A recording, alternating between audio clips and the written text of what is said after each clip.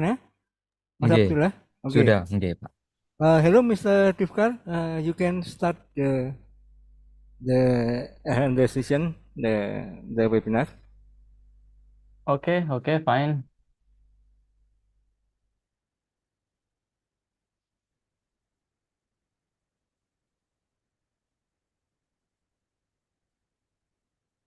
Is any mandatory for the switch on the camera? Turn on the camera. Mr. Abdullah. Yeah, I'm audible. Yes, you are audible. We can hear your voice. Okay, okay, okay. Just a minute. I'll switch on my camera. Hello. Okay, fine, fine. Okay. Okay, good afternoon. Esteemed ladies and gentlemen, we have great pleasure. I warmly welcome to a prestigious international webinar titled IoT. I think it's a great pleasure to I'm here. Myself, Dhivakar.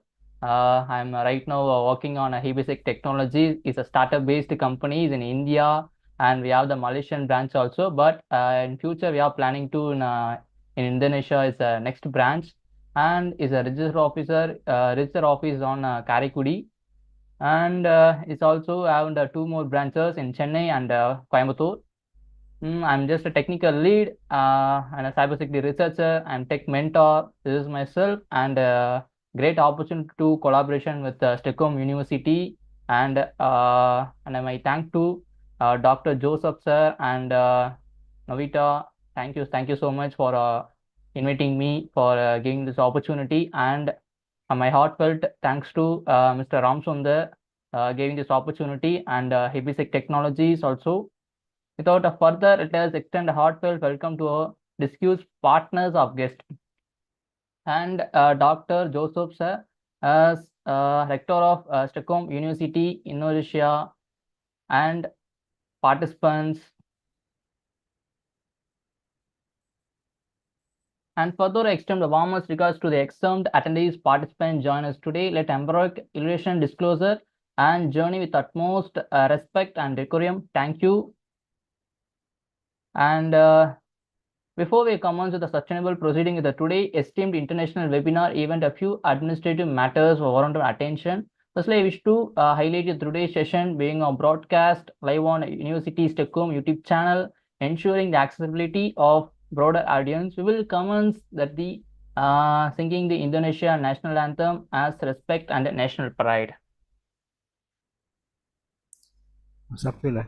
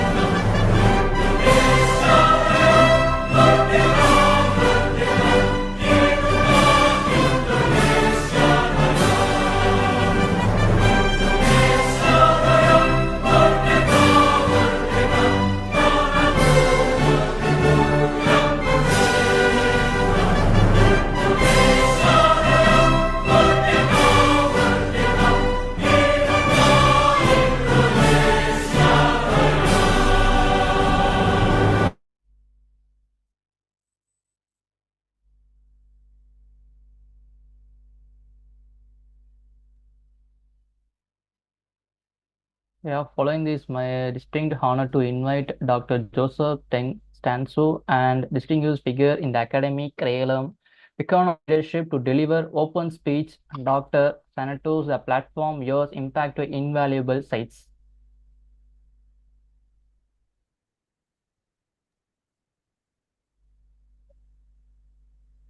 Okay, good afternoon.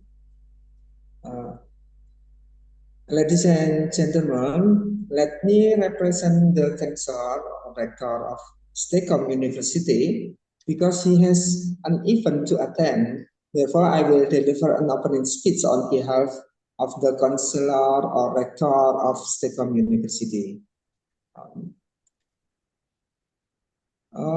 It is with a great pleasure and honor that I welcome you all to this international webinar on Internet of Things, IoT, security challenge, and solution.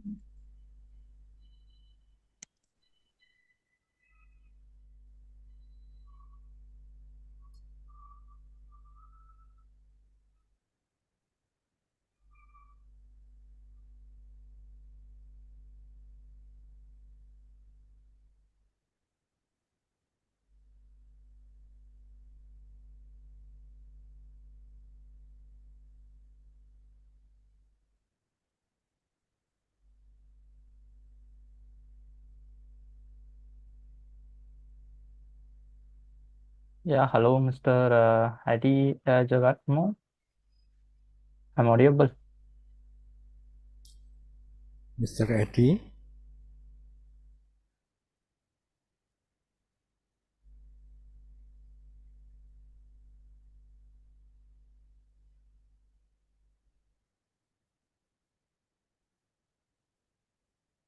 Yeah, okay. With the opening remarks concluded, it is time to move on the main presentation focal points of today's events, Internet of Things.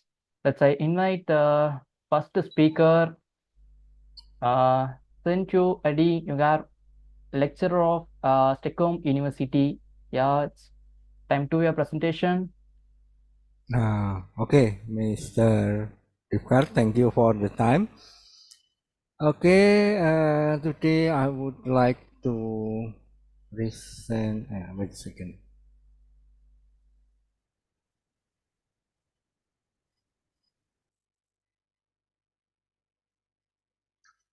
I would like to make a presentation about understanding Internet of Things. Wait.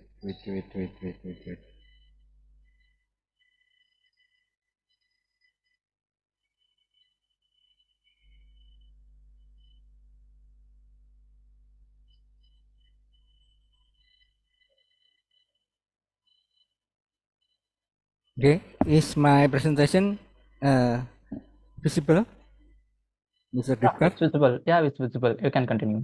Okay, today I would like to make a presentation about understanding Internet of Things and managing its security challenge.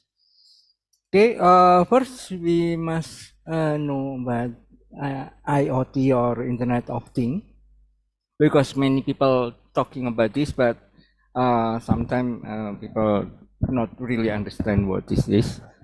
So when we are talking about Internet of Things, Internet of Things is the network of physical object. That means a thing, a hardware, something that have a physical component that are embedded with sensor, software, or other technology that purpose to connect and exchange data with other device and system over the internet. This device is range from ordinary household object to sophisticated industrial tool. Okay, when we are talking Internet of Things, first it was used in the industrial scale. It's used by the company, by the enterprise that have a huge technology, huge and complicated technology. But now, when we are talking about Internet of Things, it's not available for a household, for people, for everybody. For example, is IP camera. Maybe when we are talking in the past, we are using CCTV or camera, camera surveillance. We have to do wiring, make a wire every thousand of meter, hundred of meter, not a thousand, hundred of meter of wiring to connect many camera. But now we are using an IoT. We use IP camera.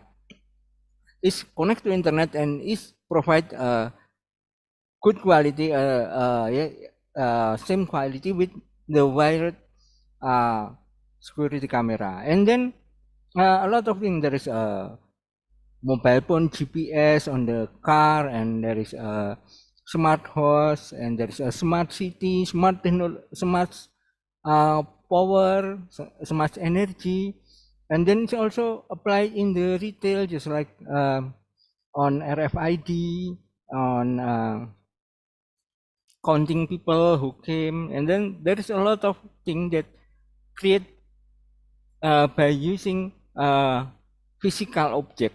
That's why it's called thing through the internet. And when we are talking the Internet of Things, there is a interconnection between tool, between hardware and the other.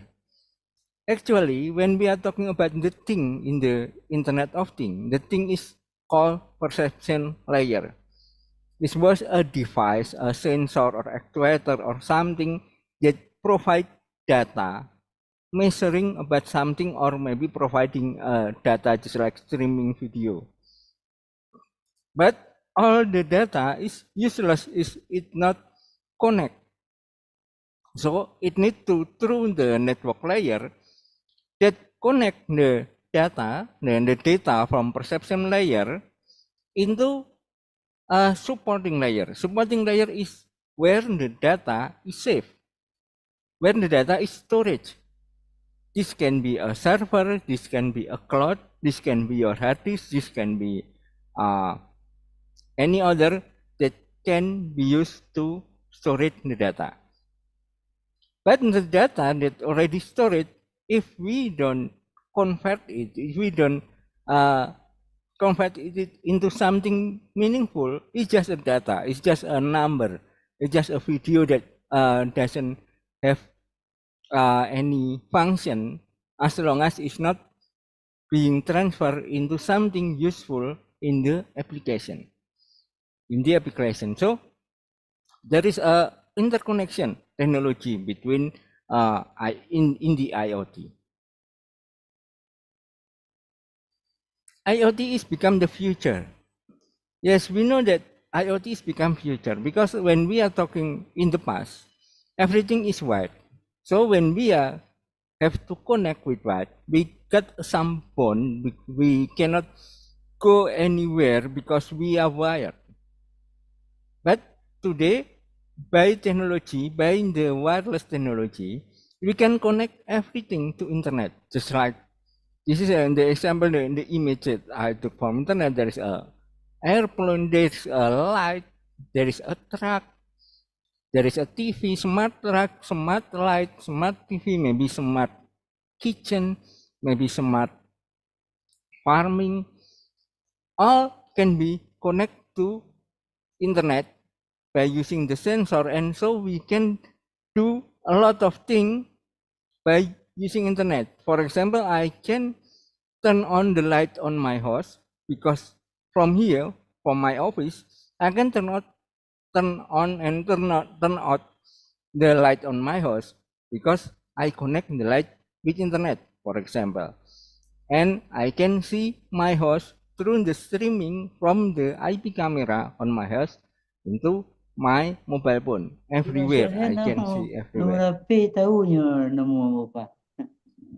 And then just like by just like anything that can be connected to internet, we can get the data.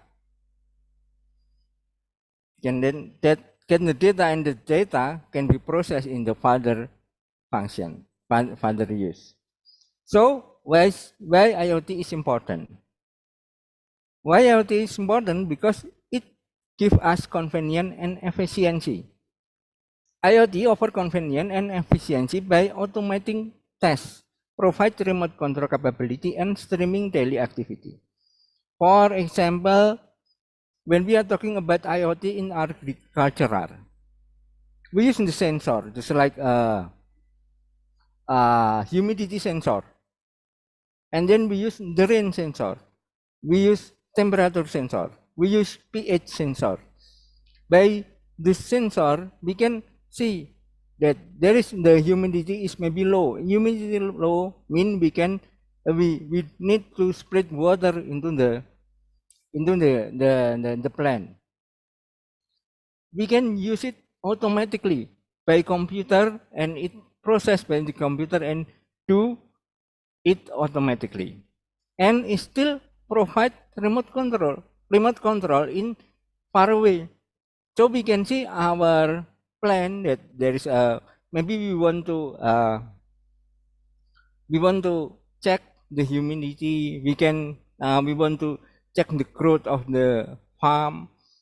We can see it streamingly and real time, and that's the important thing in the IoT is real time data and the decision making. Because we get data in the real time, we can make decision making also faster than before. If we don't use we don't use IoT, for example, we are talking about agriculture, we want to know the humidity. We have to go to the plant, we have to measure the soil, we have to understand does it yesterday there is a rain or not. There is a lot of data that we have to collect, and then we have to go to the office, and then we should process it again. But if we use just like IoT, we can get the data right now, real time, and then by the real time we can make more accurate information. We can get more accurate information, and we can make a decision that based on that accurate information. And then connectivity and integration. By using IoT, we can make a integration and connectivity. So, for example, I take a same example in the agricultural. There is a humidity sensor. There is a rain sensor. There is a temperature sensor. If we don't use Internet of Things, we have to check one by one. It's not connected. It's not integrate. But when we are using IoT, we can get the data integrated, and then we can create just like a system that by integrated of Internet of Things that available in the plant in the agricultural, so we can make something that give decision making better. So by using this connectivity and integration between device, system, and service, this will make us able to develop a new system, new business model by this. There is not only in the farm, because there is a lot of things just like vehicle, asset, and person, and this can be monitoring and controlling, and there's everyday thing. So when we use IoT, we can connect everything. As long as we put the sensor on it, we can get the data from it. And the next one is cost saving. This is the example of the household Internet of Things. When we use a light, we have a light should be turned off in the night, and in the bright day, and turn on in the night. In the past, technology for that is already available using light direction LDR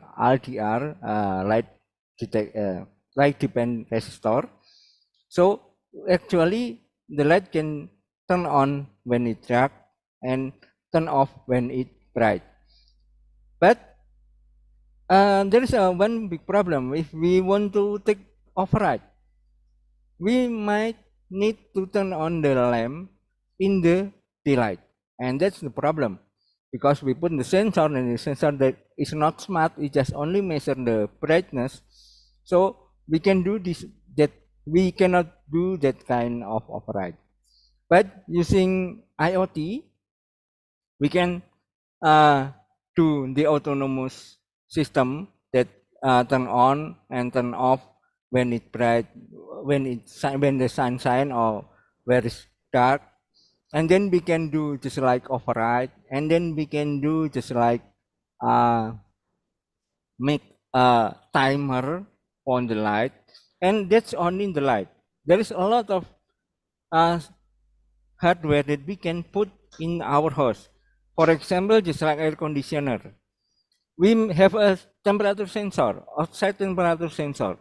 We can see that our house is become too hot, and then the air conditioner can be turned on automatically. And then there's a lot of another technology, just like CCTV I have discussed before. By connecting the IP camera in everywhere, we can make simple CCTV system, not like the previous in the past technology that we have to wire everything. And there is a TV, smart TV, smart mobile, and then GPS, tablet, and there is a lot of technology that we can put in just in one house, in just in one household system, and this will give us cost saving, and also it can give us the safety and well-being. For example, if we put a temperature sensor in our kitchen, so we know that our stove is still on. If we leave it, we can check. Oh, the stove is on because the temperature is high. As also there is a fire detection. There is a smoke detection. That this can give data to us, so we can do further action before everything get worse. So by using IoT, we can get more safety and well-being. And also there is a wearable technology. Wearable technology is something that we use, in our wearing, just like a smartwatch, just like a heart rate sensor, walking sensor is already available in smartwatch, in many smartwatch. So this will give us information about ourselves, about our health. We can see that how many in one day, how many we have taken step, we have walked in one day. So we know that we actually don't have enough to movement, or maybe we still need to make a sport to make to add movement that we need in everyday life. But when we are talking IoT, there is also a challenge. First, interoperability and compatibility. Lack of standardized protocol and interoperability among IoT devices can hinder the seamless integration and communication between different systems, limiting their effectiveness and creating compatibility issue.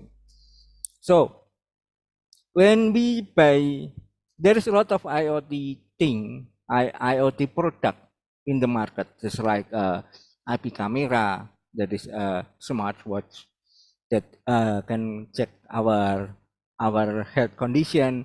there is a lamp that we can control it using Wi-Fi, using our mobile phone, is already available in the market.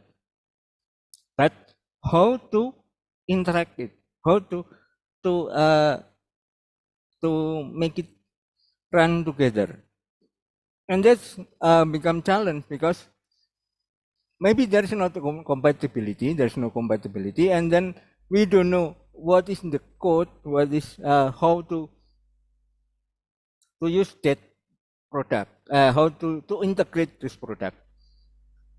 Maybe it will be easy if we build the tool, build the IoT thing by ourselves, because we know the code and we can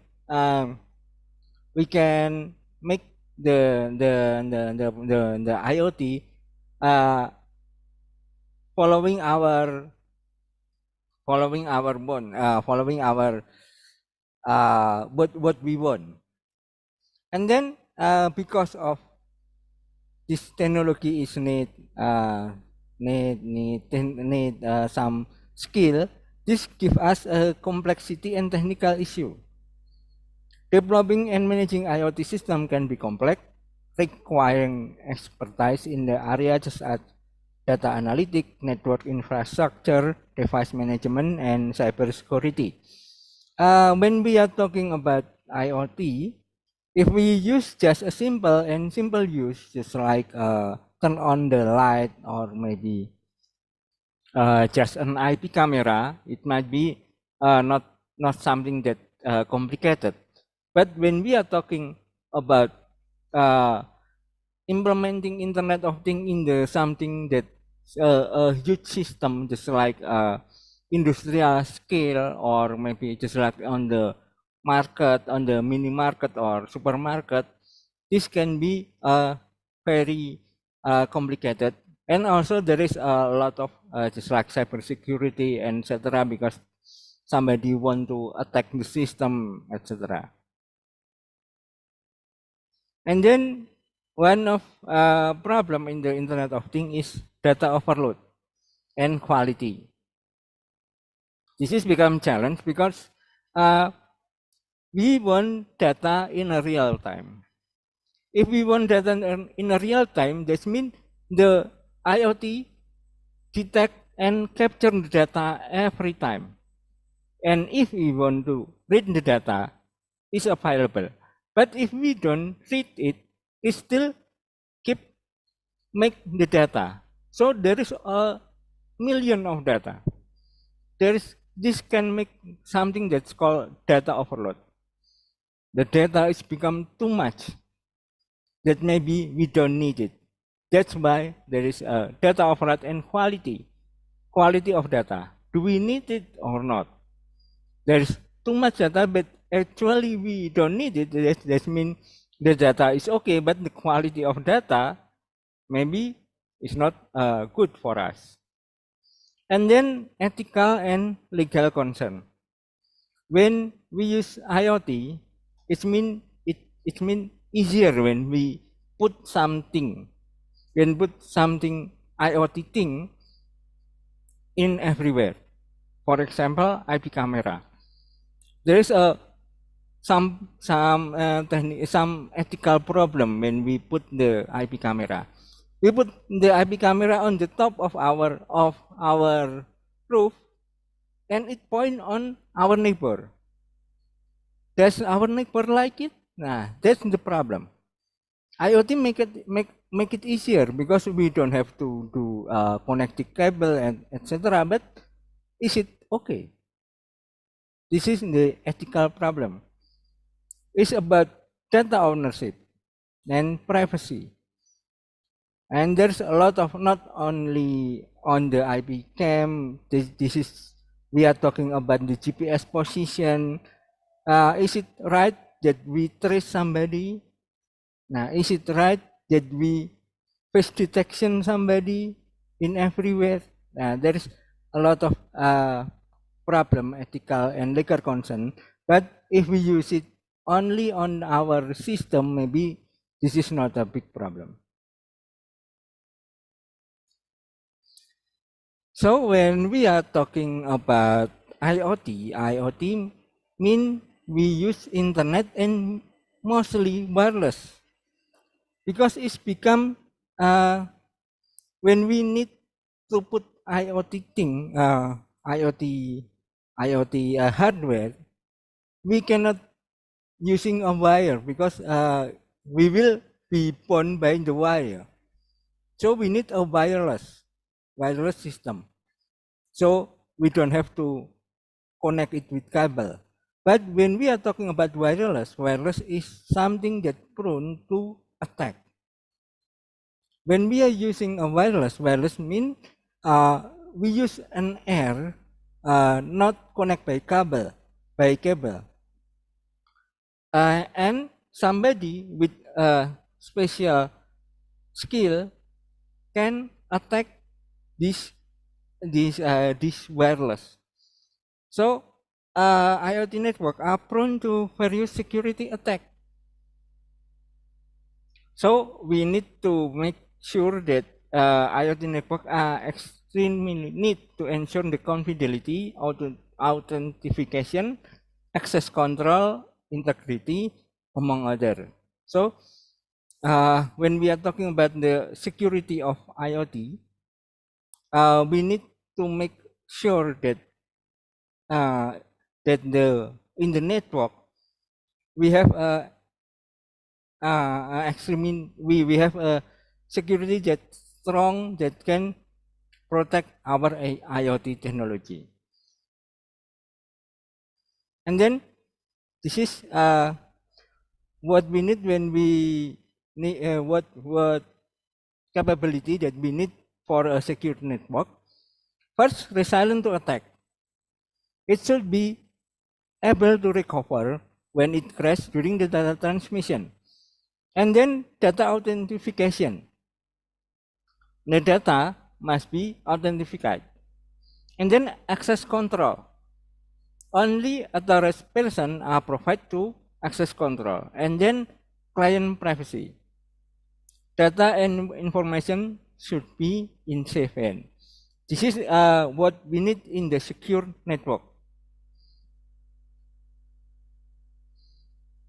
And now I'm talking about the security threat in IoT network.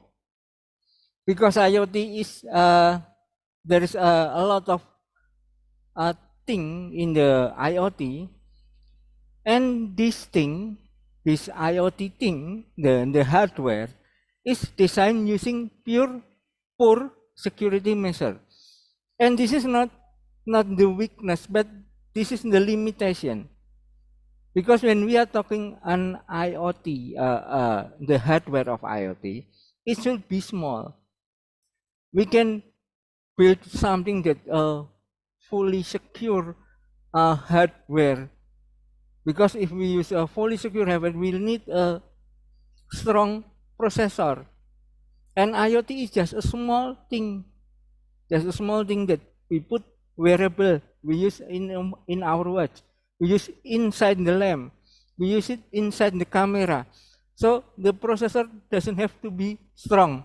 It cannot be strong, because if we talking about strong processor, mean huge product, use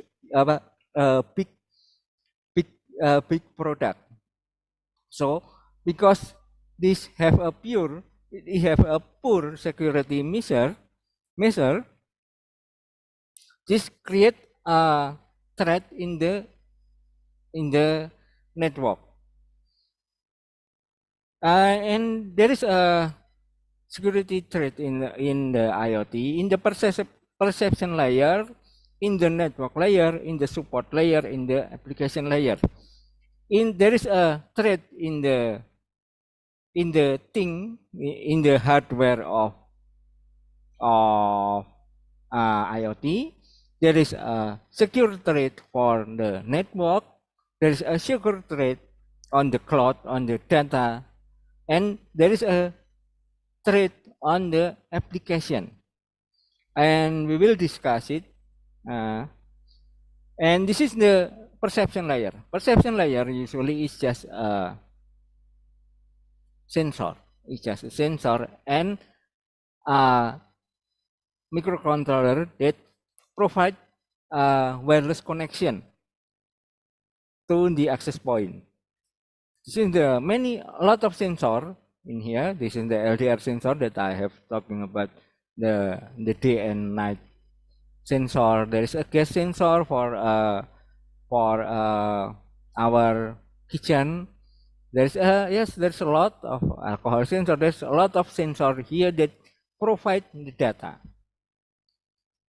But this sensor is prone to attack. There is some typical of attack. First, spoofing. Spoofing is send a fake broadcast message to sensor network. And this network have no protocol to identify the originally of the message from the source. And then radio jamming. The attacker using denial of service to block the communication between node, and this way information is not shared between node of an IoT system. And then node capturing. A malicious code node basically replace the sensor node in this attack. In this way, attacker gain full access over the real node and use it to damage the IoT network. And then node outage. Dysfunction network are disrupted by logically or physically blocking the network. The main target component of the network in this attack are sensor nodes for collecting, reading, and interpreting the data. From this security threat in the processing layer is attacking the sensor. There's just like a radio jamming is give too many data to the sensor. This is like a denial of service attacking. And then node capturing. We make a node, we make a fake node, a malicious node to replace the sensor node by this attack. So we can get the full access from the real node and use it to damage the IoT network. So when we are talking the perception layer, the attacker is attacking the sensor. This will give the wrong data or maybe disappearing the data from the sensor to the network. And then security solution to perception layer. We need to add require additional security measure to protect them against the potential security threat. Is the main initiative to secure the IoT system is to guarantee that the access to confidential data is not only granted for authorized control. The IoT system requires the robust authentication authorization protocol to strengthen the physical security of the system. In addition, data record by the sensor need a security framework of cryptography which ensure the guarantee privacy of confidential data by processing the information through encryption and decryption. So on the perception layer, we need to guarantee that is have authorization. It's not only just SSID and then password, but it's also have another information just like MAC address. And also when we deliver the data should be encrypted. And this is if we want to build a good Internet of Things, it's better if we build it from the base. Maybe just like using ESP32 or ESP8266. We can do just like maybe the data is not only just send data 0 or 1 or random, but we do encrypt the data. So this will give more secure in the perception layer. And then in the network layer, is in the attacking in the access point in the network, there's a selective forwarding, attacking in the selective forwarding. This use a malicious node to selectively block the deliver of some message and drop this message to prevent them from propagating the later stage of IoT information. This is using creating a node. The attacker using create node to block the other node, so it cannot deliver the data. And then the second one is cyber attack. Cyber attack means we have a device that identifies as malicious that attempt to take multiple identity to get access into system. The cyber attack means they pretend to be just like the node to be able to enter to the network. The sinkhole attack means is attack the system with the limit bandwidth with resource in congestion and rapid energy consumption. It's just like the denial of service. Mean it provides too much data, attacking the node and providing too much data, so the network will be collapse. And the hello float is the same. It's also create provide a minor message that not important, that is make the message stuck in the congest channel. This create a bundles of useless message. This lead to the blockage of the channel. So the node provide information, meaningless information that will block the channel. The solution, the security is provided by protecting two sub-layers. One sub-layer is wireless security, which can be protecting by creating authentication protocol and key management. For instance, use the PPSK, private pre-shared key, secure each connection, sensor, and object in IoT system.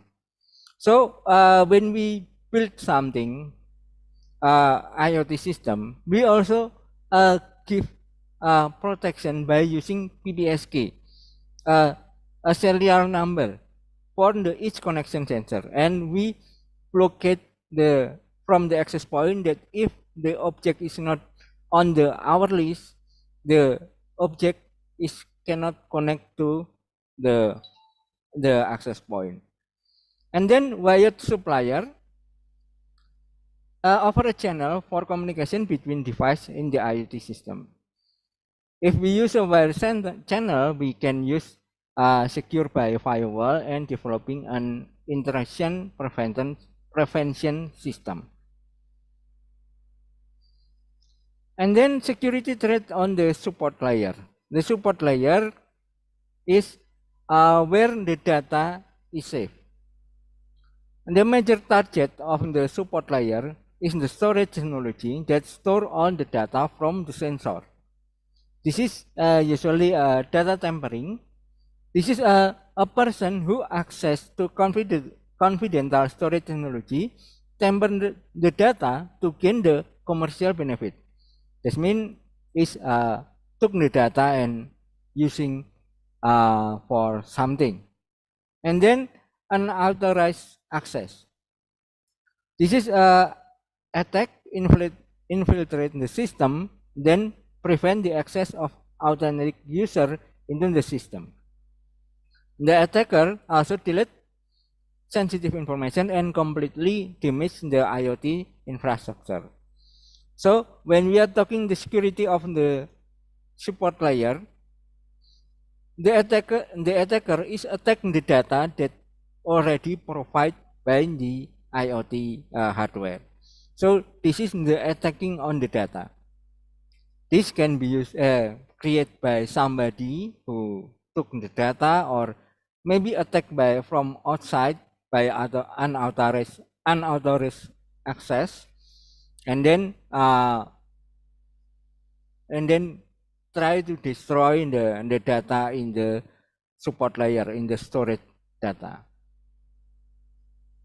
Support layer is for the solution is one of the essential IoT layer that involve cloud computing that store all data of IoT device. So because it contain the data, sophisticated security measures should be utilized at this layer. In addition, strong encryption algorithms are required besides an update antivirus.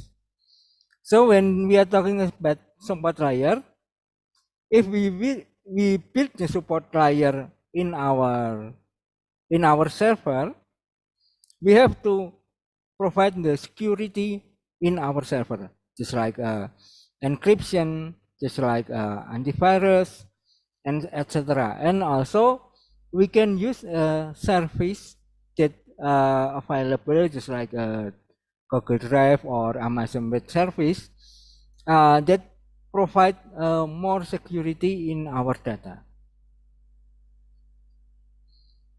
And then the last one is the threat on application layer. The application layer is the layer that convert the data that available by the IoT hardware to be something that useful. So this is attack, just like when we are talking about attacking in the software of not IoT system, maybe just like database system or something. This is the same. So the problem is also the way attack is also the same, just like logger attack. The attack send logger to access confidential data from the network, and there is an injection in this attack. The code of the application is manipulated by access it through the server, injection server, and then there is a session hijacking. Is try to exploit the authentication protocol and alter the session management of the networking. In this way, the attacker gain access to personal identities and of the user and use the network just like the real user. This is a very common in the application of internet, attacking in the application layer. So the solution, there is a two sub-layer in the application layer. One sub-layer is secure the using encryption technique and authentication mechanism to stop the unauthorized access. In the second sub-layer, application is secure through authorization, intrusion detection, and access control list. What if we, in the condition that we are talking about insecure IoT device, maybe we buy, just like what I say, IP camera, cheap IP camera, there is no technology on it. So there is no security on it, then there is a lot of IoT product that doesn't come with security on it. It's only just connect the SSID and the password, and then it's joined to the access point. So our strategy when we are talking about insecure, the first one is we keep change the password regularly. Just like the access point, we have to keep change the password, and then avoid universal plug and play functionally. The spreading virus is also available. We get the virus is also by using a plug and play. Stop using a plug and play just like USB drive or USB flash disk, because this can give this can spread the virus and spread the attack in our system. And make sure periodically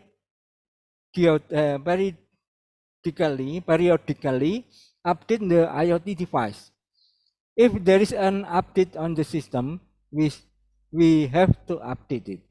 Usually in the hardware, there is another type of, for example, the IP camera. You can use this application, and then another application is new. This is a better. So we have to update the IoT device, and then generating backup. Generating backup. If the data is important, we have to generate the backup. And then if we think that our internet is very important, the data is important, please use the secondary network, just like using VPN, so we can get another extra layer of secure. Okay, I guess this is my presentation. I return to Mr. Yeah, hi. Yeah, okay. Okay, so chat box is on the questions. The participant can ask the question. Yeah, you can answer that questions.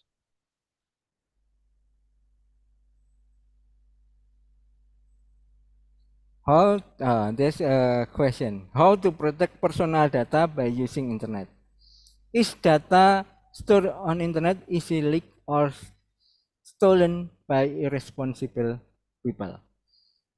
Okay, when this is about personal data mean it's not only IoT. That mean I'm talking about this the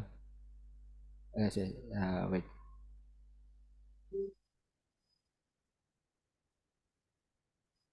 Usually the attack is only here.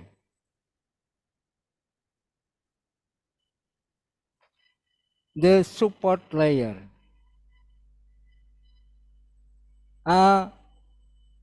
Mostly in the data in Indonesia, because the answer the one who asked is Indonesia, is on the data support, on the where the data is safe, is storage.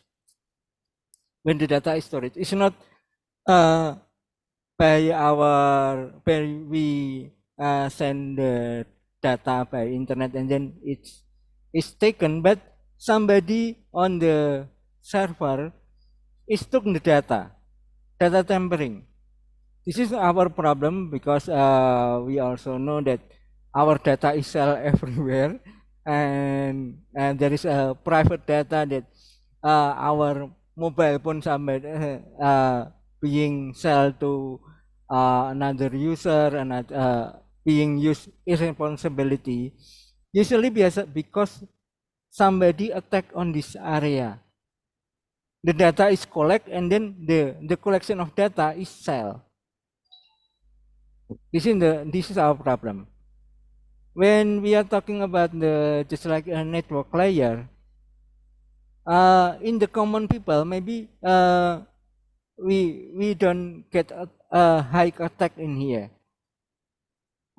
because yeah, maybe we are nothing except I'm a important person and maybe somebody is attack me, is want to attack me. But if we are not something that so important, the attack on this area is maybe just a little. But the most problem in Indonesia is many data stole from this storage by a person and then stole the data, the identity, our address, our photo, and for something that used in the crime. And this is our biggest problem. But this is in the server. This is our problem because we cannot protect our data in the server that somewhere. So make sure if we want to talking about the solution, make sure that we send data in the responsible in the responsible website, in not just if you have a enter to web, and they ask your name, they ask your address, and they ask your ID number. You just give it. Please don't do like that. You have to be sure that the application in the Android application or maybe in the website that this is a valid system. This is a valid system. This is a good system. This is a state system, not just providing the data everywhere. So there is no responsibility in the data server. Okay, this is my answer for the Elansa IP. Thank you for the valuable conversation. Thank you for answering these questions also. Okay. Thank you, Mr. Hadi Hingaro. Okay, thank you. Okay, next speaker, I invite you, Honorable, our second speaker, Ms. Divya J, Assistant Professor, St. Joseph College of Engineering, India, whose contributions are invaluable to the discourse we are engaged in today. Yeah, ma'am, you can share your presentation. Take your time. Yeah, thank you, Dhivakar. Hi, the dignitaries connected to the meeting, and as well as hi to all the Indonesian students and faculties from STEKOM University. And it's been a privilege to be a part of this international webinar today. And Sir Nugroho, sir, and your speech and the presentation is being very clear on about the towards today's topic on IoT, security challenges and solutions. And it gave insights on each and every layer with a clear challenges faced in the IoT architecture and corresponding solutions. So let me start my presentation today. So let me share my screen.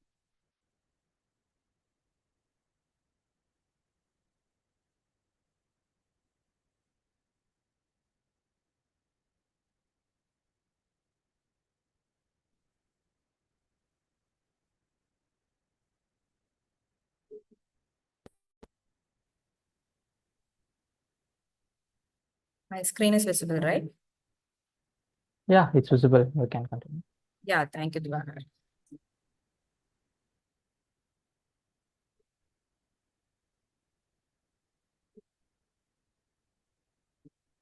So today, we'll be talking something on Internet of Things, security, challenges, and the solutions. And this is the topic given for today. And most of the important basic foundations were completely cleared by the previous speaker, respected Nugroho sir. And let me just quickly brush up with the basics, foundations, and so these are the contents I have you for today. And so starting with the 6 different classified topics. The first will be the basic introduction of IoT. And we'll discuss what are the layers, the technologies, challenges faced in each and every layer. Then moving on to IoT security and how the security architecture looks like deep down. And then we will move on to the security challenges and what are different solutions we have for these. And at last, what are the various emerging technologies available for overcoming the various security challenges with IoT? So starting with what is IoT, and based on the previous conversation, you could have now known that. So it is going to be an Internet of Things that connects between various physical devices, and which includes a variety of hardware. And it will be having the softwares and the firmwares connected to it with the physical connectivity layer. And in addition to that, when it comes to things, so it can be anything, like instead of simple human to human interaction, it is going to be human to things interaction. And these are the basic definition referred from the different articles, and you have plenty of definitions over the internet. And the important thing, as everyone knows, that the IoT devices is growing up, scaling up like anything every day. And it will be, there is a statistic saying that, so we'll be reaching 22 million billion by 2025. So I think by next year, right? So as humans of current era, we are always connected with IoT. No one can say that I am not a part of IoT, because you have your smartphones, you have your gadgets, you have your smart watches, and you travel with smart systems, and you have some smart appliances at home. All these are connected along with us in the internet, and we also tend to communicate with such devices each and every day as a commoner. And this is how the IoT was evolved. And as you can see, so you have the pre-internet, where only the human and human were communicating by means of the telephones or the mobile or the SMS way of communication. And then we started a new era, www, when all these websites were built on different technologies, and we formed the smart networks. And next to that, we provided Web 2.0 services, and where everything like e-commerce applications and productivities were online, so that your entire life changes there right from 2.0. And the life has then evolved to the social media. Now everybody is strongly connected with social media. Even our webinar, it's been telecasted lively in YouTube. In this way, we are getting communicated with each other. So Internet of People came into picture, and then the machine-to-machine interaction. And there's a way the IoT was evolved, and where you have a lot of applications in different contexts. We'll be seeing that in a while. So what is IoT? Simply seeing this picture. So you can see a human here, and he has an ECG sensor, and he has a motion sensor attached with his legs. And say he goes for a jogging, and what will happen? Basically, we'll have a Fitbit, wearable devices which can be attached to some part of our body, and which will be monitoring the inputs from our body, like what are the different steps we are taking while walking, how many steps, and what's the pulse rate, what is our heart rate. Okay, so all these can be monitored, and especially when it goes for old people, it is being a very good application nowadays. If somebody is collapsing, and this application which is connected to a mobile immediately gives an SOS calling to their relatives, and that way the life could be saved easily, as well as it will pass some information to the known neighbors as well. So in this way, we are using IoT in a very efficient way. And the things can be other things as well. In the previous, the things were the people connecting with certain gadgets.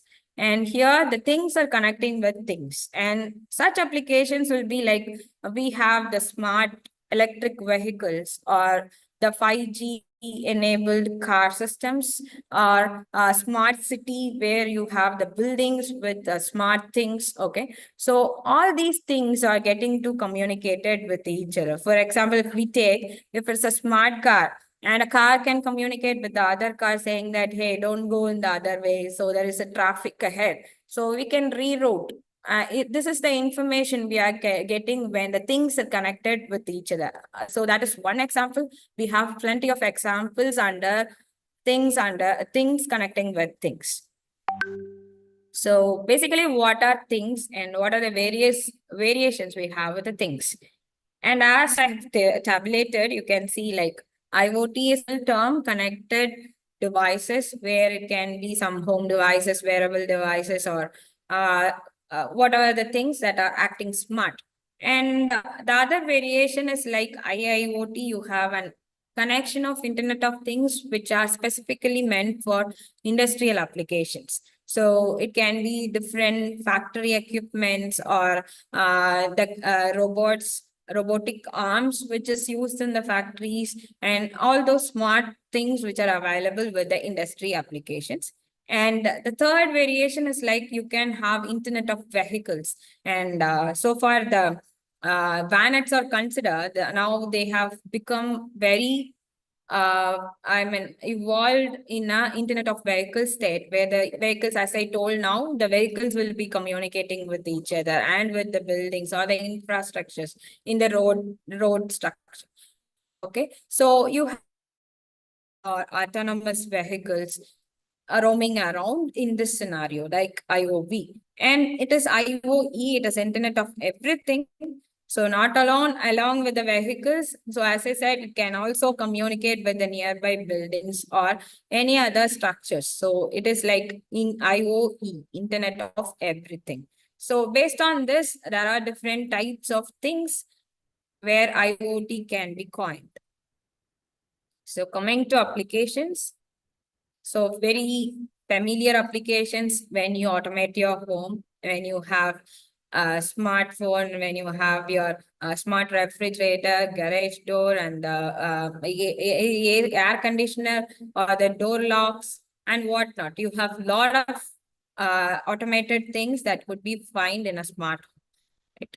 So similarly, the healthcare, and you can have your patients connected separately, and you have your hospital system, your employees in the hospitals can be connected to nurse stations. So if there is any deviation in the reading in the ECG, then immediately the nurse station will be called. That's a very simple application which is under healthcare. And smart cities, as I was telling, the traffic management could be done. And you can even let know about the weather, which is on date. Okay, so when you start your traveling, you can get to know that what will be the weather. So if it is rainy, it is going to be affect the road traffic. Yes, then it will be notified to you in prior. So this is how we are getting smart with the smart cities and transportation as.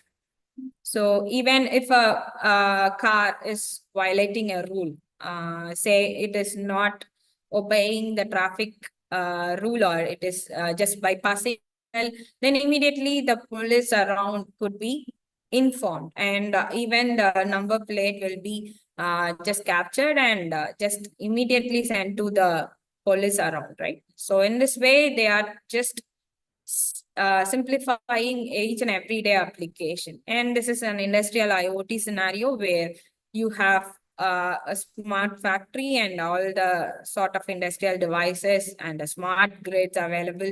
And how can you manage your robotic arms efficiently? How could you energy saving could be done with your systems? And all this comes into picture when it is around IIoT. And with agriculture, so it has been bypassing the formal farming. Okay, so we have a lot of sensors. So as the seeds are sown, the sensors are sown to the soil nowadays. So we just sow this sensor to just get the inputs from the soil, moisture, or what are the various minerals available, and what type of pesticides we could use, and how could you speed up the growth of crops. And based on the crop yield analysis, how can you just push that to selling products in the market could be just scaled up. And how could you detect the diseases with the crops, and all these data comes under the applications of IoT in agriculture. So these are the basic opportunities, and I have again given you different categories under various streams where IoT could be applied. Okay, so moving on to the IoT architecture. So you have the bottommost layer, which is sensing and identification. This layer is the perception layer, of course. So where you have a lot of sensors, actuators, and all the physical devices in the base layer. And nowadays it has been coined as edge. Okay, so so this edge devices will be having this perception, like having sensing the environment and behaving accordingly.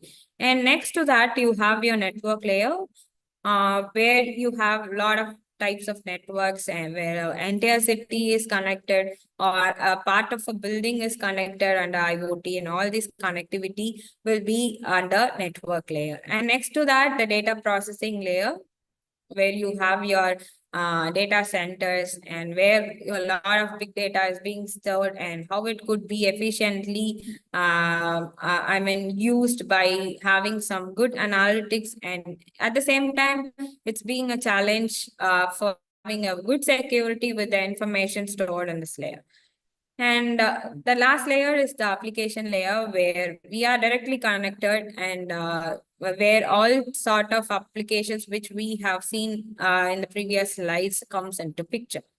So these are the 4 layers with the IoT architecture, and technologies involved will have your hardware, as we see in the bottommost layer, the perception layer, and you'll be having the communication where the connection and evolves, and what are the various protocols with each layer, and how the application run with an inbuilt software, and how the data is stored in a cloud or a fog or an edge.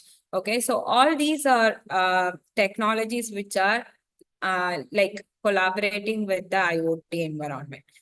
And as you can see, this is the sensing, and these are various types of sensors available.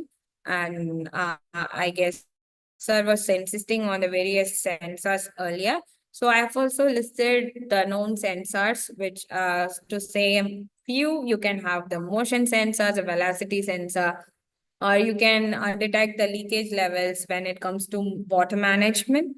And you can have your thermostat with the temperature sensors. Okay, so all these are different sensors which gets you the information, and based on the information gathered, we should be moving on to the next processing step.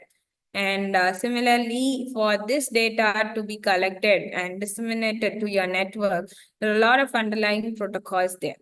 So as you can see to the left, so there are a lot of technologies which are involved in the connectivity. So moving from the bottom, you have your RFID, radio frequency identifier of a device, and you have your NFC, which connects the nearby electronic devices. You have your low pan, you have Zigbee, Z-Wave, Bluetooth. All these are nearby devices connectivity technologies. And moving on to when you have a distant connection, you can have your Wi-Fi as a medium to connect. And when you move up still, okay, so your that is the 1G, 2G, 3G, 5G, till now the 6G into picture. So all these different over the air, like the medium will be air, right? For all these connectivity from LTE or the advanced 5G version. So the spectrum which we are using now will be a medium for the over the air communication. So these are the various connectivity means available. In addition to that, if we talk of the protocols, and in the bottom you can see when it comes to the network layer, we'll be having this IPv6 into picture. When it moves to the next layer, you have UDP connected, and for routing purpose, we have a separate layer in IoT which is called RPL. And we have other application layer protocols like MQTT, which is a telemetry transport protocol, message queuing protocol. You have your CoAP, which is a constrained application protocol. And in the web layer, you'll be having this HTTP, hypertext transfer protocol, the sockets, and you can have some REST architecture, which will tell you like how the API calls could be constrained. Okay, so these are the various other key terms available with each and every layer when it comes to IoT in terms of connectivity. And the third is like, how do you process once the connectivity is met? So obviously it will be based on the different applications. So as you can see here, based on different applications, the people are just processing and their needs. For example, if it's a security or energy constraint application or a supply chain management. So based on what the data you're collecting, so those will be further processed and for decision making or for some quantified output for analytics purpose, we can further take the IoT data up. So based on the 2024 stats, the listed or the challenges faced by IoT environment.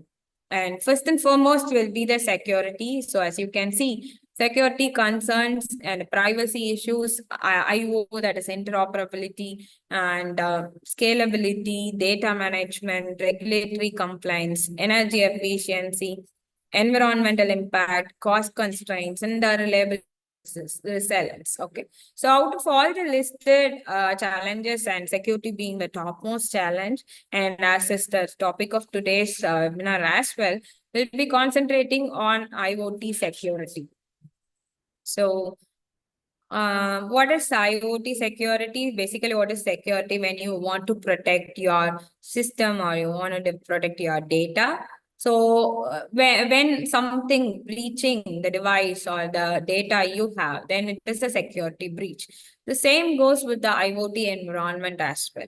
So when your IoT data is tampered by someone, or your device is tampered, okay, so that is where your security breach happens. And from there on, your data is vulnerable, your device is vulnerable for various cyber attacks.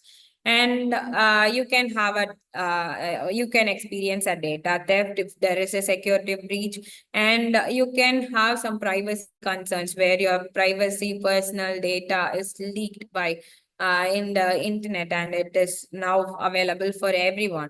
So that is a privacy concern. And there is a network security option, like you can have your securing data networking, okay, through encryption or some protection methodology. So we'll be seeing the countermeasures soon. So how do you authenticate your device? These are the jargons when it comes to IoT security. Okay, so we'll be saying in depth from here on, like IoT security architecture. So based on the layers, so just classified what are the different levels the security could be applied. So based on the application coming from the top, so you have to securitize your IoT application. So say it is a smart home, then there should be a security system applied to your home, so that there will not be any security breach that will collapse your home system. So similarly, for each and every application we saw, like the transportation or the smart grid in an IIoT, or any other environmental monitoring devices, there should be security implemented. And similarly, moving to the next, when it comes to application layer, we'll be talking the softwares and the middlewares involved along. Okay, so there should be always middleware or the software. We should keep that updated so that it will not be easily tampered by the malicious users. Okay, so in that way, you have to keep your softwares and middlewares updated, which will not undergo any security breach. And moving to the network layer in terms of routing or in terms of the connectivity you have within the network, you should be careful with certain attacks. So we'll be seeing the attacks with these layers soon. And when it comes to the bottommost layer, the perception layer, so you'll be having the RFID security or the wireless sensor network security. And you'll be having this combination security, the hybrid way of security as well. So so quickly seeing on to this bar chart. So this is a statistics from the statistica.com, which has been recorded before few years, and I saw this particular graph was well defined, so I just took it for a reference. And as you can see, the 33% of the attacks are due to the IoT devices that may impact the critical operations. Okay, so the next to that, if you are not a very good personnel who cannot implement the IoT security to your environment, then that is again a hike for leading to the security breach with the highest percentage of 32%. And similarly, it goes on like when you have a problem with the encryption, when you have problem with the IoT, the service discovery, when you have problem with the data theft or the device thefts, or when you have security standard breaches, when you have concerns with the interoperability. So when it moves down, you have a lot of other reasons for having an IoT breach. Okay, so this is how the attacks could be categorized based on the different layers. And from the application layer, network layer, physical, and the multi-layer attacks. So, example, if we take an application layer attack, so you can have a flooding, like where all the packets are just broadcasted to all the networks connected to the particular IoT system, and just jamming the entire network. Okay, so in addition to that, you can have a code injection where you could be attacked through your application by having a simple SQL injection done. Okay, so like sort of application attacks could be prevalently available, and virus and malware with the middleware, so the softwares installed with your systems are highly prominent. And moving to the network layer attacks, so known attacks are like hello flood attacks, like jamming the entire network. You can have a replay attack where your data is hold for some time, and it has been broadcasted after a lot of time as a replay. Okay, so it means no delayed receival of packet. In this way, it is attacked.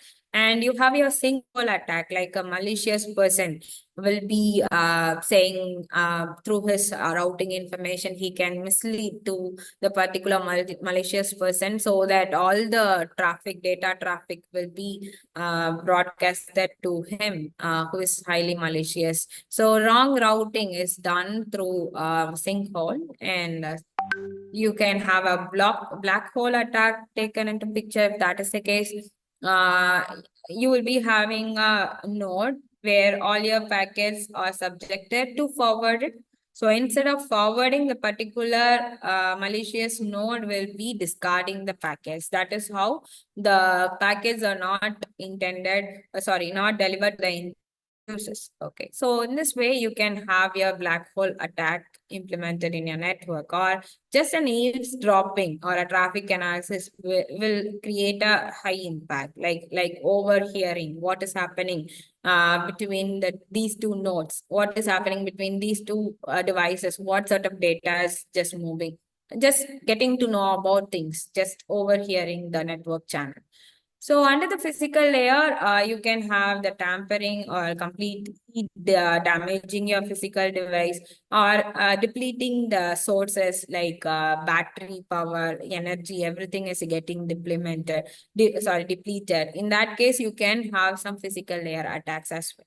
And multi-layer attacks, it can happen with the DOS, like a denial of service, or DDoS, like creating zombie nodes and disseminating in your network and attacking the entire IoT network down. So MITM is like man in the middle attack, the impersonation or a person who is sitting between two other users, and attackers will be in between them, and he'll be just modifying the packets received, or he'll be discarding the packets. Whatever he can do as a middleman, he'll be doing some malicious activity setting. All right. So these are the various attacks we have seen in a normal network as well. So similarly, all these attacks are applied for IoT network as well. So what are the example challenges? Like, so say if it is a perception layer, I've listed few challenges which are available. So how do you detect an abnormal sensor node? So how can you detect it? So that is a challenge. So you'll be having numerous sensor nodes connected to the network. How can you say this particular node is going to be malicious? Okay, so how can you make a device vulnerable, and all these, what sort of algorithm you can use? So all these are the challenges with the perception layers, and the solution will be like how can you apply some fault detection algorithm, or you can have an IDS, that is intrusion detection system. So it will prohibit the malicious users invading from your systems and keep your systems safe. Okay, so these are the, general way of saying the solutions. We'll see the deeper solutions in the upcoming slides as well. And similarly, when it comes to network layer, how do you just enable your IPsec protocol, which is running in your network layer for managing the security challenge? And how can you mitigate that? You can apply some key management algorithm. You can apply some policies, security policies that should be followed by the particular network. And when it comes to application layer, how do you configure your embedded computer system? And right from the secured boot, the firmware or the software which is installed, right from the booting, it should be a secure boot. And how can you give the access controls? How can you have a very strong? Now, all these are the different solutions available in that particular layer. So there are few case studies, interesting few case studies that has been happening in the past few years. And you could have heard about the Mirai botnet attack. So it is a sort of distributed denial service attack. And during that time, and even the Twitter page and all those very famous social applications were also down because of this attack, where a simple been tampered by a botnet, and after that, the data with that particular entire network is being breached, and the entire network was completely down. And the Jeep hack is like a smart vehicle is being hacked, and the particular hacker could control the various critical functions like the steering, braking, etc. Okay, so the casino ransomware attack. So this is one again, like they just took over the smart thermostat and make it vulnerable, and they just took a lot of compromising sensitive data out of it. And the Krups attack, where like they were targeting the journalists, and they executed some botnet operation and compromised the IoT devices over there. And supply chain attacks on SolarWinds, and that is one again IoT based attack, which has been done under the botnet. So I'll be quickly playing a video for you, like.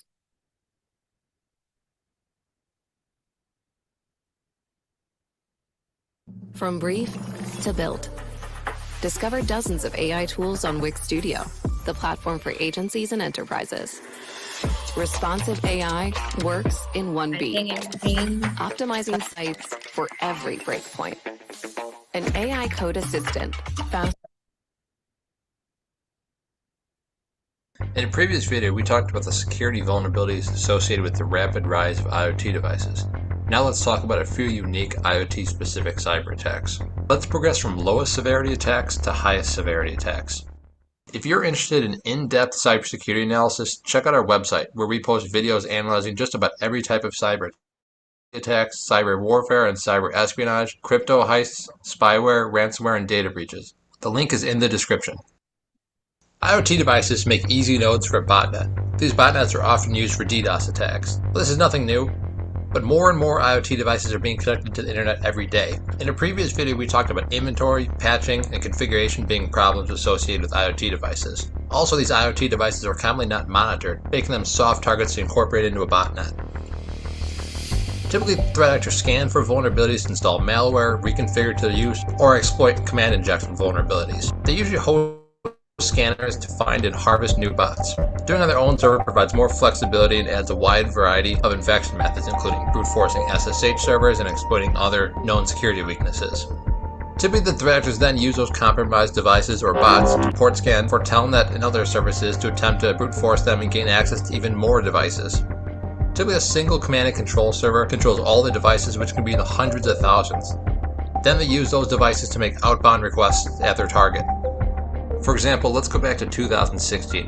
The Mirai botnet caused one of the largest internet outages in US history. The botnet was comprised of over 600,000 IoT devices that conducted a DDoS targeting the DIN managed DNS servers. Mirai is an open source malware that scans for default factory set credentials on devices. It compromises weak IoT devices to use in large scale DDoS attacks. The DDoS was targeted at DIN's DNS servers. It's caused outages of social media sites, news sites, and other sites. By 2021, Mirai was known for targeting a known command injection vulnerability in various Hikvision video surveillance devices. It was using these surveillance devices to carry out other DDoS attacks. As of 2022, 80,000 cameras are still believed to be vulnerable to command injection, because up to 2,300 organizations across 100 countries have still not applied the patch since the vulnerability was discovered in 2021. A more recent example is in July 2022. Imperva blocked a massive DDoS attack with over 25.3 billion requests that targeted a Chinese telecom company that lasted over 4 hours. It averaged 1.8 million requests per second, and it peaked at 3.9 million requests per second. It was launched from a botnet of around 170,000 compromised routers, servers, security cameras, and other IoT devices located in 189 countries, including the US, Indonesia, and Brazil. IoT devices can be used to hide the origin IP address of other cyber attacks. For example, from 2020 to 2021, Chinese state-sponsored hackers installed fast reverse proxy to forward malicious traffic from compromised DVR and IP cameras to hide the true origin of their traffic that was targeting Indian critical infrastructure. China used this method to place remote access malware in the Indian power grid. This method of using IoT devices as a proxy can also be used as an entry point in networks to deploy ransomware, malware, exfiltrate data, and perform other cyber attacks. The line blurs a little bit here, but an honorable mention is ransomware targeting industrial IoT, whether it's supply chain or direct. Since many of the industrial control systems rely on traditional IT to host their user interfaces, they are vulnerable to ransomware, which could result in a loss of control of those industrial systems, or loss of inventory and billing like we saw with the Colonial Pipeline. In 2021, Ryuk ransomware hit the industrial IoT company Value, which provides IoT infrastructure as well as management, software, and technology for critical infrastructure. It impacted Value's files, databases, and applications, which impacted some of the front-end customer platforms. Applications providing infrastructure to water and wastewater facilities in over 200 Norwegian municipalities, covering around 85% of the country's population, were shut down. It's unclear if they were shut down from the ransomware or shut down from Value proactively shutting down systems to prevent the spread.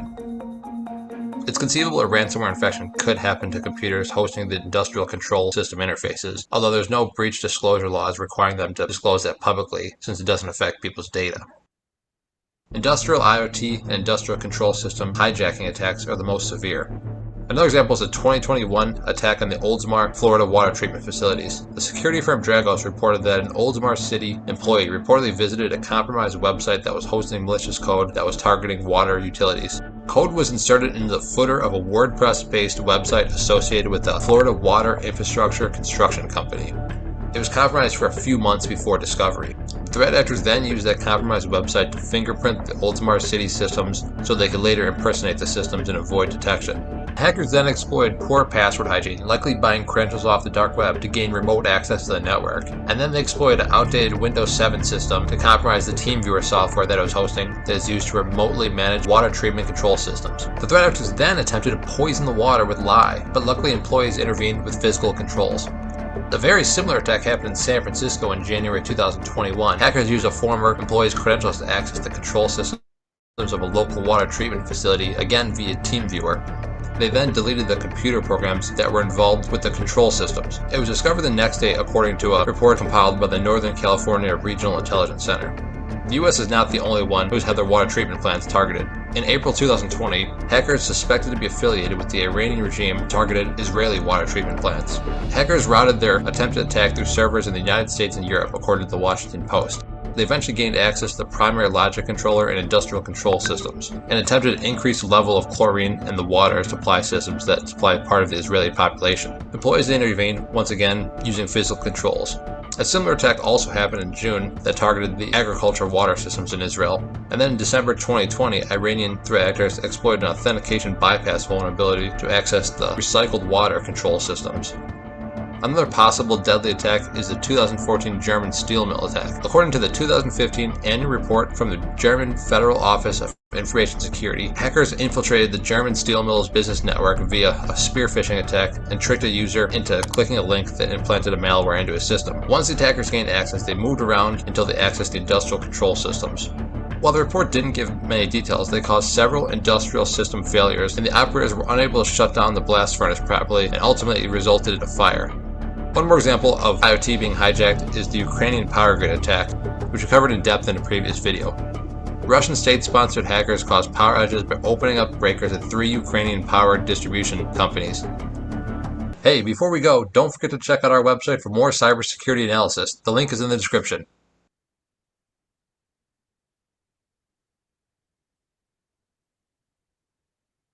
Yes, thank you for listening. And this is the crucial drawbacks with the various attacks, with the different scenarios or the applications with IoT. And can you just safeguard and with the various challenges, and what makes the IoT security complicated? Okay, so the listed are the various security challenges, and as we all know, the IoT sensors are very small.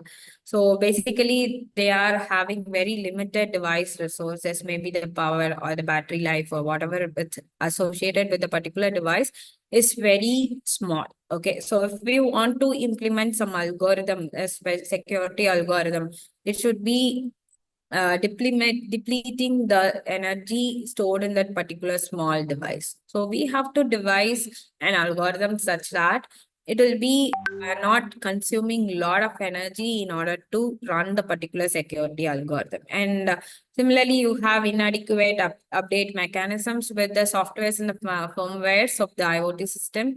And you don't have any standardization because of the interoperability weak or the hard code passes. The last few attacks shown in that particular video were hacking the entire water system because of the weak passwords available. So even such small mistakes will happen. Will lead to a drastic effect when it comes to IoT security breach, and you have your privacy concerns at last. So as I was saying, the processing power, the memory are being highly challenging for the IoT devices. So the challenges are like, how do you perform a complex encryption with your device? Say you take an RSA, and when you compare that with some asymmetric algorithms like AES or DES, the key size matters, and the storage of the particular key, how large the key is in terms of KB. It could be stored in the device itself. So in that case, the memory constraint, you can make the entire process complicated. And how do you minimize this complex encryption algorithm? So we need encryption for making the device secure. But we do have some constraint, like it leads a lot of power consumption and memory consumption. And that is a challenge, like how do you minimize the power and the energy consumption? Same way, how do you maximize your security level? Then how do you update frequently and other security features? So these are the various constraints available with the limited device resources of IoT. And similarly, I listed some examples for quick run through, like how do you download a large security patch for your home devices when the memory is already small? How are you going to maintain the encryption keys? Where do you store them when you have a limited memory? And say it's a watch or a fitness wearable fitness Fitbit or something. Process the entire algorithm when you have the power as a constraint, as or your battery is going to be completely drained when you run the particular algorithm. So in such cases, what are the solutions? So that is where we go for lightweight cryptography. And there are a lot of research works going under lightweight cryptography. How can you minimize the key size? And how can you store the key not in the device itself? How can you just store it somewhere? And how can you clear the key distribution accordingly, so that only when you need for the encryption purpose, the key will be distributed by the particular authority. So how do you maintain some system? So that is the entire concept of your lightweight cryptography. So a lot of algorithms are already proposed, and they keep on working on this particular area. So secure coding practices like your devices implemented with some softwares, and you should be very sure like there will not be any security breach happening through the coding. Okay, so you have to find whether some backdoors are available, or some patches, or that is to be added in addition to the software, so that it could be better in terms of security. So we have to check all those perspectives. And when it comes to secure boot, right from your system start, when the booting of your device happens, and how do you just prohibit the unauthorized firmware from the loading phase? Okay, so all this happens under secure boot system. And at last, when you have your data stored, offloaded to a cloud environment, say it is a third-party cloud or some other private clouds available for the particular application, how do you happen without any security breach? How do you send the data to the cloud with basic encryption of data done? Okay, so these are the various solutions that could be followed when your limited device resources are there. I was talking about the key dissemination by a third. Even that could be a cloud. So a cloud can just provide the key management system instead of the device storing the particular key. So in that way, your IoT device need not store the particular key, and you have some subordinate to make that action done. So that is one solution. And then the second challenge in terms of inadequate update mechanisms, like when you have your softwares and firmwares, how do you update that frequently? Okay, so we used to get some updates for your mobile some days, right? So there is a security patch. Okay, so install it. Okay, so those are the updates we use. Are connected to the internet from the mobile vendor. We used to get this updates on the particular softwares or the firmwares we do have. Similarly, you have to check the various firmwares connected to the entire environment, IoT environment. So one spectacular thing is that you have this Mirai botnet attack discussed the third time of this presentation, and it is because of the outdated firmware of a particular webcam connected to the network. Okay, so as it is very simple to know, so if it was like updated properly, that attack would have been prohibited. Okay, so these are the various problems under inadequate update mechanism. So how just overcome? So you can have some update ability, like as we have some scheduled updates for each and every environment that could. And you can just standardize the update protocols in order to make it a regular habit. Or you can just send over the like OTA updates, being very familiar nowadays in Edge. Okay, so you can get some updates through such technologies, or you can just have your security designed in such a way that there is no problem happening because of the update mechanisms. These are the solutions under your inadequate update mechanism. And third is that the interoperability, that is how your system connects in a diverse way. Okay, so you have different vendors creating these IoT devices. Say you have some smart home devices, you have wearables, and you have some other vendor who creates your cars. Okay, so we cannot say that all these people will be following the same security protocol. No, as they belong to different background and different vendor, they'll be having their own security protocol device for the device which they produce in the production.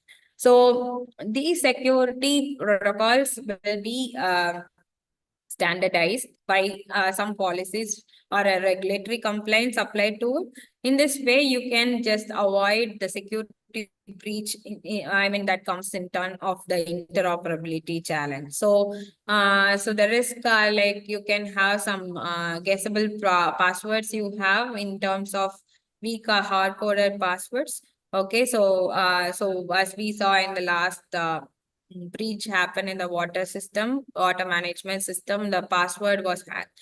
So don't have very easy guessable passwords or the repeated passwords, the same passwords used in all the environment. Instead, you can have some different unique passwords in order to maintain security over. So similarly, everybody knows, like, you can have a multi-factor authentication. You can have your regular password changes every month. Okay, so you can avoid some dictionary-based attacks when your passwords are being strong. And regarding the data privacy issues, where do your data get stored? And there was a question in the chat, like, how can you protect the data? I mean, through the, which is just circulating through the internet. So in that case, there should not be any privacy issues, like the usage of your own private data by somebody else, or your home, everything is home environment data is leaked, say, then your home could be tampered by anyone. So it leads to a drastic effect at last. So such real-time applications can face a lot of issues when your data is getting leaked to the other people. So some important, I mean, the security breach would be like if you have a pacemaker attached and you have the data leaked to some other malicious node, and if the person intend to kill that person who has the pacemaker, then that could be done, because your pacemaker is being hijacked by the particular person, and it is, of course, it is going to give him a life threat. So all these crucial security attacks could happen if your privacy data is going to get breached. Okay, for that case, you can apply some general data protection regulation, as European government and other California government has done. So every government will be having their own data privacy regulations that should be followed. Even for IoT, it applies the same. So what are the other solutions? You can have some multi-layered security approach. So in that case, if it is at device level, what sort of security you could follow, like giving some strong password, as we saw now, having some encryption for whenever you transfer some data, or whenever your data is going to get stored. That could be followed in a device level approach. And when it comes to network level, you can have your own VPN, you can have your firewalls installed, or you can have your IDS, intrusion detection systems and prevention systems installed. Okay, so these are the key words under your network level security. And when it comes to cloud level, you can have your regulatory compliance, you can have your security audits, you can have your stored data encrypted in the cloud, and you can have a clear access control list who has the access over the data stored in the cloud. So other layers, like when it goes to application layer, so how can you authenticate and authorize each and every time? Say, when you are going to connect your Fitbit to your application running in your mobile, there could be an authentication phase, which you should just come across. Okay, so in that way, you can provide some application level security. And physical security, like making it tamper-proof. The devices are not explicitly shown to the environment, so it could be easily theft. So such basic remedies could be done in the physical level. And when it comes to authentication, as we saw, we can have an OTP, or we can have a two-factor authentication by asking them to enter some code, as we have in our two-step authentication in our Gmail, right? Similarly, you can have something, or you can have your biometric authentication. You can have an iris scanning or a fingerprint or facial recognition. And when it comes to encryption, and as everyone knows about the various types of encryption, being simple symmetric encryption, or asymmetric encryption, where you have a block ciphers, pistol systems. Okay, so how do you manage the system? And what is the key are you going to use when you just send the data by encrypting? What is the key you are going to use when you receive the data by decrypting it? So what are different lightweight hashing techniques you can use by reducing the message size and efficiently sending you? How can you have your electric cryptography algorithms in terms of public key symmetric methods, asymmetric methods? And what would be the mathematical functions you could just make it higher? Okay, so these are the various encryption of data techniques. And when it comes to network segmentation, this is one other mean to have your attack premises could be just saved. Okay, in terms of like you can just divide your entire IoT network systems into various network segmentation. For example, when you have your smart hospital, you can just divide your patients and the monitoring devices as a separate network, and you can have your administrative network separately. You can have your premises or the geofencing sort of mechanisms applied. Okay, so in that way, you can just implement some solutions for the security breaches happening in the application. And similarly, when it comes to the current IoT security mechanisms, you can have some weakness listed here, like what if your device is stolen or your ID of your device is stolen? What if you have a device denial of service attack? What if you have a replay attack or a smart card stolen attack or a gateway passing attack or a password guessing attack? So these are the prevalent IoT attacks which is happening because of weakness in your authentication system.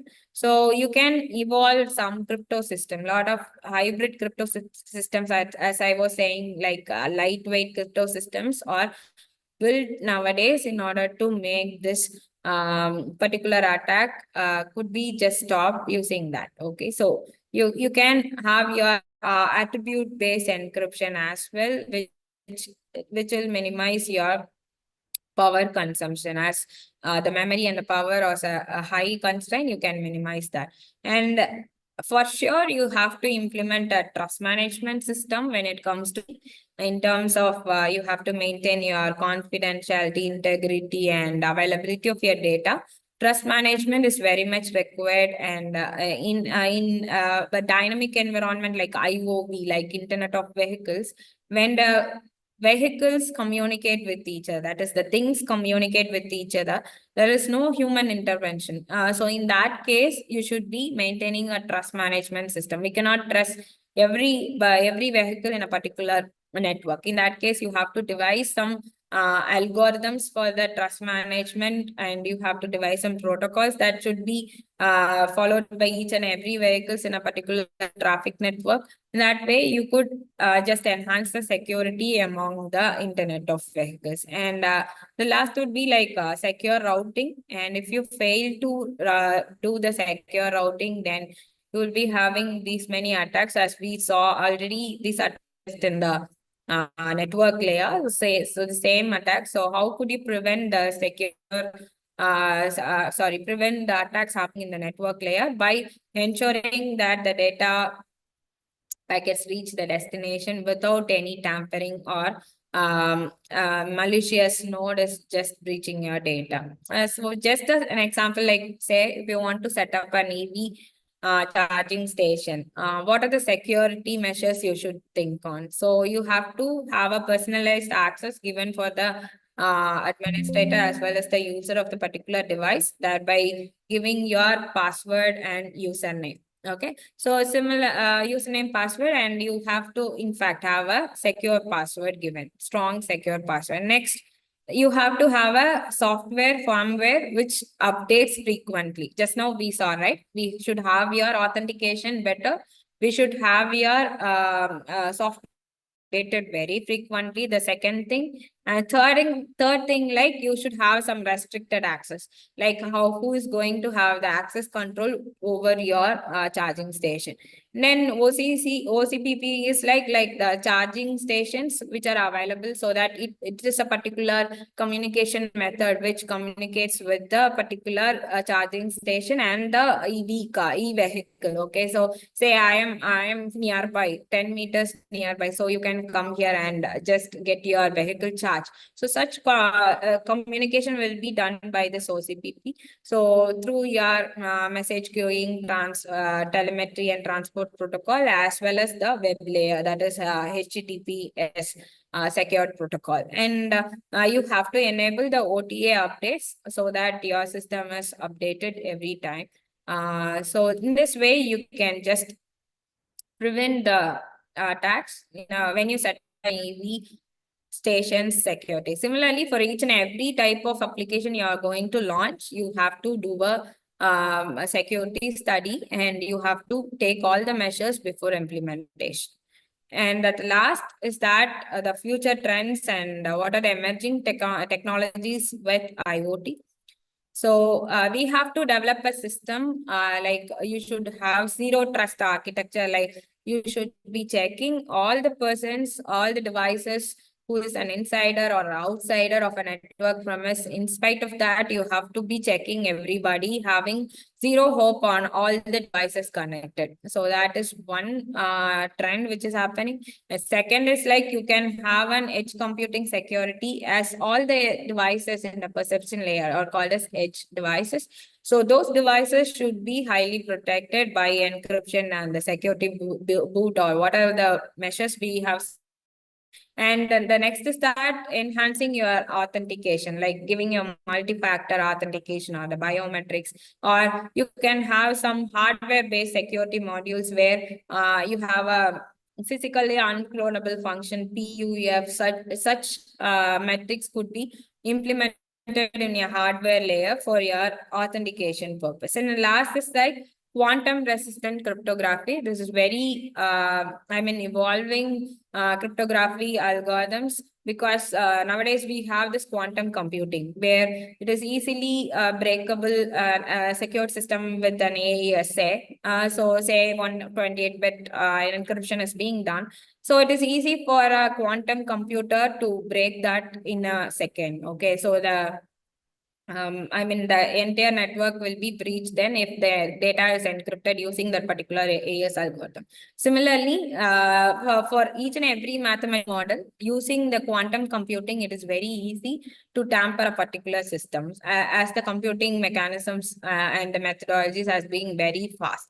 So we have to develop an algorithm which will be just bypassing this quantum cryptography. Like even the quantum computer should not be able to break our encryption methods easily. Okay, so these are the future trends we have, and these are being the emerging technologies which is used in our IoT environment, and the hardcore research areas with the IoT security. So they have artificial intelligence and machine learning, which is prevalently studied in order to understand the security breaches, how the security breach patterns are happening, how the nodes are behaving, behavior analysis is done.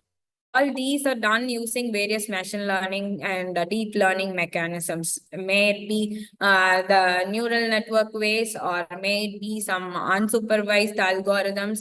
So a lot of other GAN networks. Okay, so all these are used for this artificial intelligence and machine learning mechanisms in order to detect the various anomalies happening with your IoT network. And the blockchain technology, and as you know, the blockchain is like an immutable decentralized mechanism for the security. Though the blockchain sometimes be what the complexity, adding complexity to your IoT network, it may be there, but a lot of lightweight mechanisms for the blockchain technology has been proposed nowadays in order to make the entire security very simple and memory efficient. So that we are aware, like once the data is stored in the blockchain, it is not able to to edit the data or to modify the data. It is completely not available. Okay, so each and every time a data gets added to the block, it is completely. So in this way, you can secure your data. Similarly, at the same time, you have to provide some lightweight technologies for this integration with the blockchain so that it could be applicable for the IoT environment as well. And 5G security, yes, of course, if your 5G is into picture when your cars are communicating using your 5G network, because of the higher bandwidth and speed, everybody will be just passing information in no time. So in that case, you have to monitor your security challenges with the network as well. So that the lot of challenges under the network infrastructures as well as the devices which are connected to the 5G or kept safe. Okay. And the last is like you can have a software-defined network, and this is a one again promising area for the researchers, like where you can devise your own policy and enforcement for your network. You can just divide your network based on the premises you have, like network segregation, which we are talking about, and then you can apply your own policies, and hence you can control the entire network, and you can avoid a lot of security breaches happening in the IoT using SDN. And it's a famous saying I just gone through. And if you think that internet has changed your life, think again. So it is being IoT is about to change it overall again. So it's been told by a famous IoT guru, Brain Ole. And this is what we are. So nowadays we are using a lot of IoT devices. So we have to think about the security challenges we do have, and we'll have a lot of advantages with the IoT application. At the same time, we have a lot of security challenges to meet as well. So let us think of it and use the applications of IoT very efficiently in a safer way. And that's the end of my talk. And thank you for the opportunity given. And this is my LinkedIn ID. You can communicate to me anytime, any queries or related, research related queries or anything related to IoT, you can just ping me through LinkedIn. And thank you for the opportunity, and thank you for Hebesec, Ram Sundar, and Dhivakar sir, and I am very thankful for the university as well. I thank all the students, faculties, and entire university management. And thank you once again for the opportunity. Yes, I'm open for queries. If there are any queries I could answer. Yeah, thank you, ma'am. Thank you. Thank you for your seminar. I think it's no more any questions in chat box. Okay, I'll check. Okay. Okay, participants, if you have any questions, can you put it on your chat box?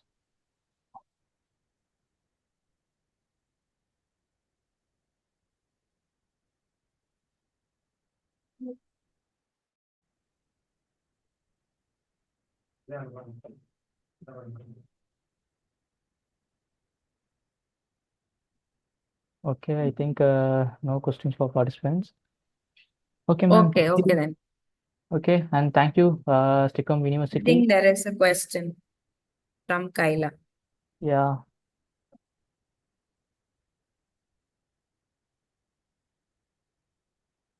Yes, please, Kaila. Can I have your question?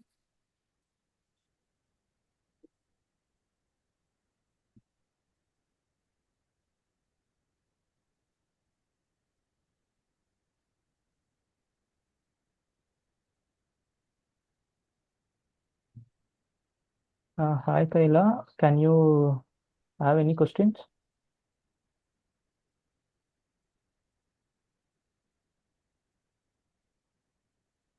Yeah.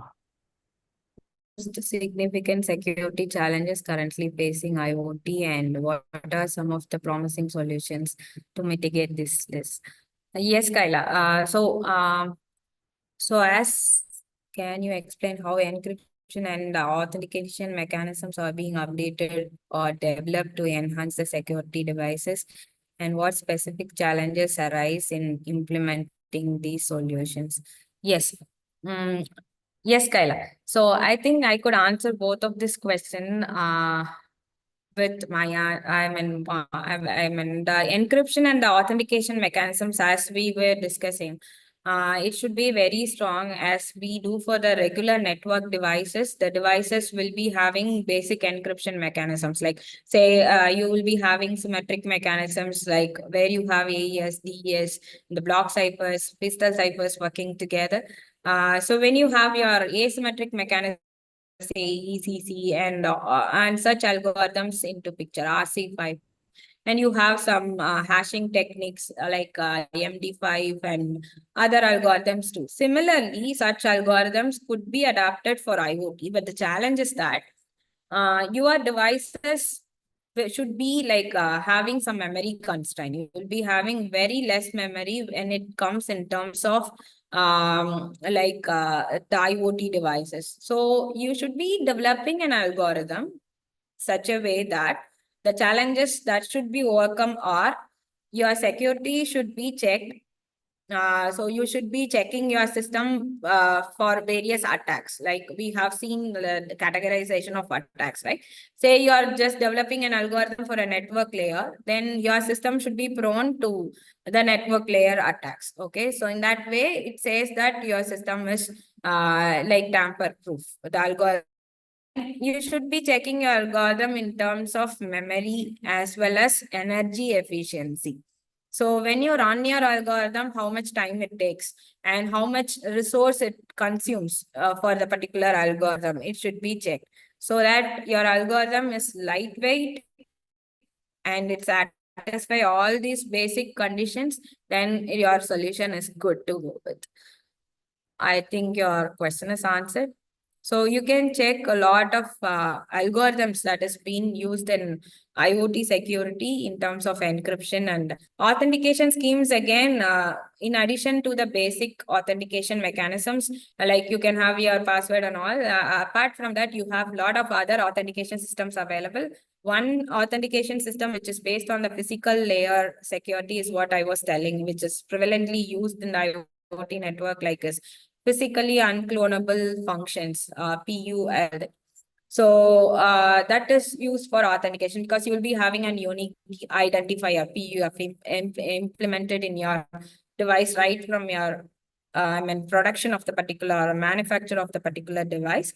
And that particular PUF function could be used. It's a challenge response mechanism which is happening. So it could be used as an authentication factor. Similarly, a unique identifier of a particular device could be used as an authentication factor as well. And a lot of other authentication schemes are available. So whatever the mechanisms you use to, it should be suited for the IoT environment. That is much required. Yeah, thank you. It's the And part if of another blockchain. question also is there, Yeah. yeah. It's the part of blockchain. It was a part of IoT since it having part of our internet. How about your thought? I think you're asking like how blockchain could be a part of IoT as well, right? So as I was saying, if you blindly implement blockchain over the IoT application layer, then it is completely going to complicate your entire network, because implementing the blockchain mechanism to a network needs a lot of resources. Okay, but at the same time, you can have some lightweight mechanisms defined for the IoT blockchain networks, so that your blockchain has its own, unique factors or features, like in terms of security, right? You can have the immutability, you can have the audit trials, you can have very good security in terms of when you apply the blockchain to a particular network. All this could be enjoyed, but at the same time, when you propose a protocol under blockchain, it should be like distributed and say, for example, I'll just give you a case study. Like, say I'm going to implement a blockchain protocol in a vehicular network, say Internet of Vehicles. So what could I do? Because it is highly challenging, because all your vehicles will be moving. It is highly dynamic. And at the same time, who will be contacting the particular data to the blockchain and at what time? So if you are saving all your data to the blockchain every time the vehicles just communicates, because the vehicle will be communicating messages like, yes, this road is clear. Yeah, there is an accident over there. Okay, there is a signal which is not working. This way is highly traffic. You can reroute. All sort of broadcasted messages will be flooding into your vehicular network. In that case, we should just think like whether all these should be pushed to your blockchain. If that is the case, it is going to be a overhead, right? So you cannot do it. So who will be just pushing that to the blockchain, and how the data could be retrieved again and useful for better analytics later? For a traffic management, you can analyze like, yes, this particular city on this particular date with this time frame had a traffic because of these many factors. Like, say there was a mob, there was a meeting happening, there was a weather condition which is bad. This could be evaluated later, right? So you can have a distributed system. Say you have your roadside unit taking care of your blockchain, well and good. So all your data could be transferred to the roadside unit. Roadside unit can summarize that and push it to off storage or off-chain storage. Okay, the data from the off-chain storage will be pushed to the blockchain. Okay, so off-chain and blockchain, by using this off-chain, you can make it easier and lightweight when it comes to IoT. You can think of it and just check with the terminologies I told you. I think it will help you. Yeah, thank you, Ms. Divya, for sharing your label knowledge. Yeah, thank you. Thank you. Thank you, STEKOM, for giving me this opportunity for hosting this webinar. Thank you.